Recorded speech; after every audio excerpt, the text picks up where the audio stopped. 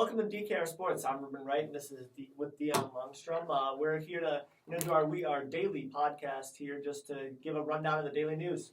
In news today, Tebow hits home run on first major league at bat. Now, what exactly do you think about that? Do you think Tebow's the real deal, or just a mere mishap? Mere mishap. He'll be no way. Yeah, Tebow. He's playing in the instructional league. This is not the major league. This is I think Tebow's going to be a baller. He'll make it to maybe AAA. He won't ever make it to the Mets. He'll make it to the Mets. Mark my words. Tebow on the Mets. The jerseys are going to sell. I'll make sure to wear one. So Antonio Brown was rejected, or ejection was threatened for wearing children-inspired cleats. Now, I saw this story.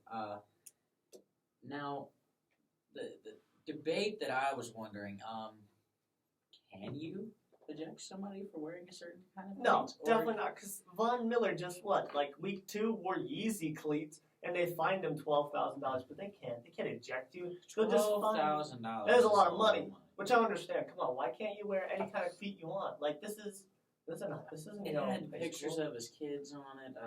It's like you do anything to heartfelt. And like the true story is, it's Childgate. Do the referees secretly hate children? Probably. We will take that one. We got Des Bryant has a hairline fracture in his knee. Now, the crazy thing about this, the Cowboys are hopeful for his return on Sunday. Yeah. Stupidity. That's not gonna happen. He will be out, definitely. I feel like 2-3 weeks. You definitely. think so? Yeah, he's not gonna be back. And it's gonna be a blow for them, but they'll Do find you a way. see Dak Prescott's stats taking a hit? Absolutely. Absolutely. Without Des Bryant, he has Terrence Williams, his other main guy, really. I don't study the Cowboys. But another news: Russell Wilson strained his MCL. I don't know if you guys saw that. That was rough. It was. Yeah, his leg bent in 3 places. So there weren't. Do you think he'll be hopeful Sunday? Do you think he's? That's what Wilson's saying. Wilson's saying that he might be ready. Wilson is saying that he wants to get out there on Sunday. He's saying that he feels like he could play. Mm-hmm. Now, do you put this in perspective of the player or the needs of the team? I think you got to put it in perspective of the needs of the team. At worst, which you got a 2-1 Seahawks team right now, right? Yep. Yeah, 2-1 Seahawks team right now, and they have a bye week coming up week 5. Now, if Russell Wilson takes this week off, they throw their backup in.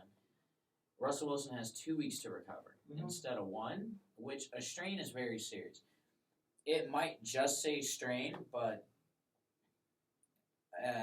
all a tear is a strain just taken that far. That's like a rubber band. When you have it at that strain point, all you have to do is pull it that much more, and it's popped. I don't think Russell Wilson needs to rush his return. I think he needs to pace it, and I think he needs to think in the better interest. At worst, the Seahawks go, they fall 2-2, and then they got the rest of the season to. I think you fall to 2-2. You saw the last game though, where Russell Wilson played in. He played great offensively. The Seahawks put up 37 points. You gotta rest him to get him healthy, because you gotta look for the end of the season. You gotta look for if they want to be a Super Bowl contender. If they don't have him, they're not a Super Bowl contender, so might as well rest him. In other news, I'm just now hearing about this, which,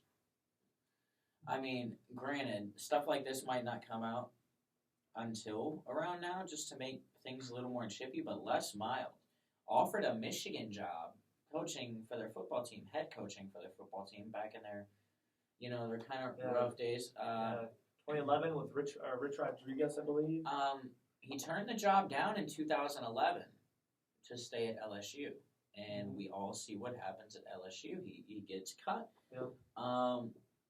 Just as a quick discussion topic, do you think he would have had more success at Michigan, or do you think it would have fared about the same? I think it would have been the same. It wasn't really the fact that he wasn't getting players at LSU. They had a top 10 class. I feel it was more of just his play style. He likes to run the ball, and maybe it's turning into a passing league. Yeah, it's definitely a passing in college football. So I feel like that's his problem. It's not really recruiting. It was more of just. LSU. Too. I'm probably debating LSU probably has just equal amount of prestige as Michigan. I don't see what really helps them. But for the last thing, J.J. Watt, he was placed on the injury reserve. What is that? What do you think that means for J.J. Watt's career? We were talking about it before the show. I think you had your view on it. Yeah. I want you to tell me your view, because your view, he's a pessimist. See, my view he thinks we saw him talk about Carson Wentz. Yeah. He's a fluke. God forbid. Who else? AP. He's done. Yeah, AP's done. See, His career's over. what is this? But no, for JJ, it's his career's on decline now. Oh my gosh. He's definitely. He's already on a terrible Houston team. Their quarterback. Not mediocre.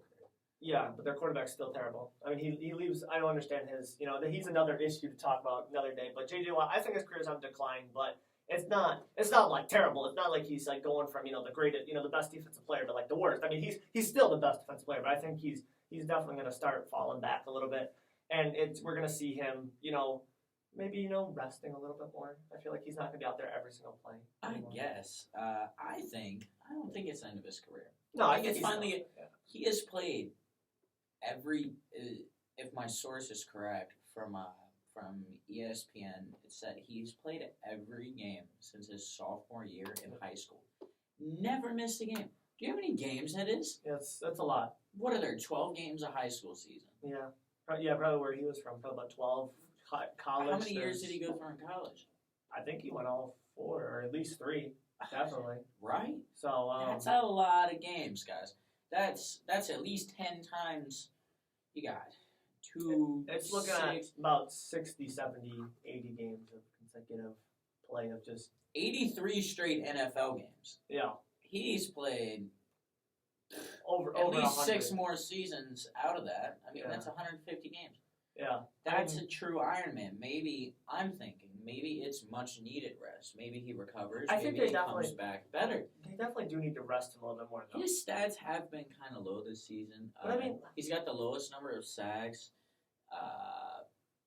and quarterback hits that he's had, and I believe, since 2011.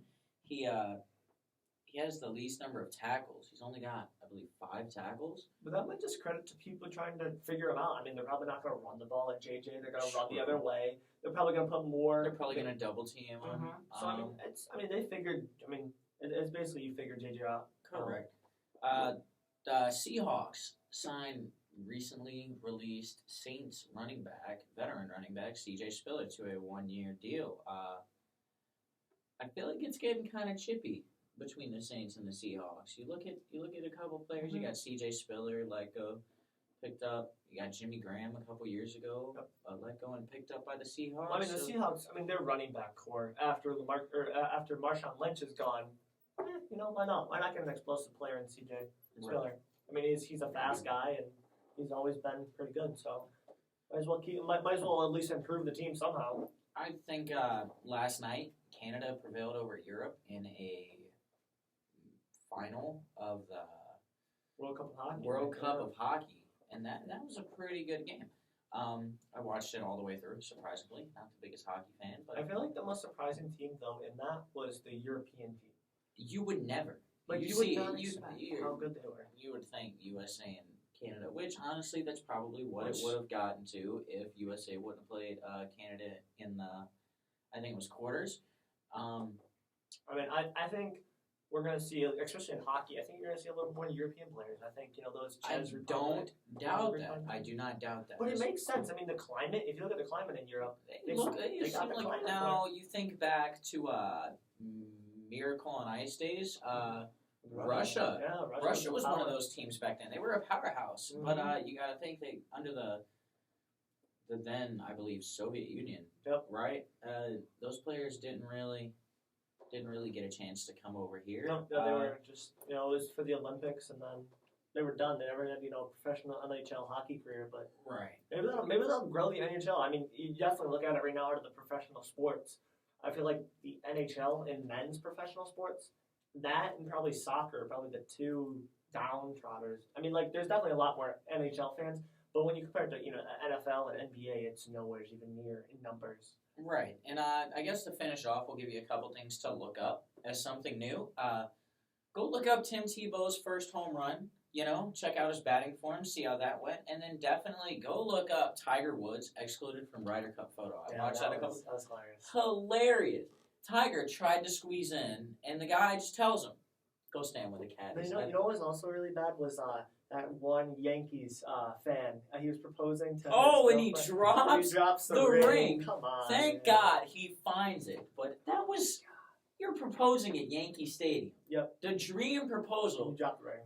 And you mess it up. And you know what? When you propose in Yankee Stadium, all cameras go to you. Yep. And that was not a good moment. Come on.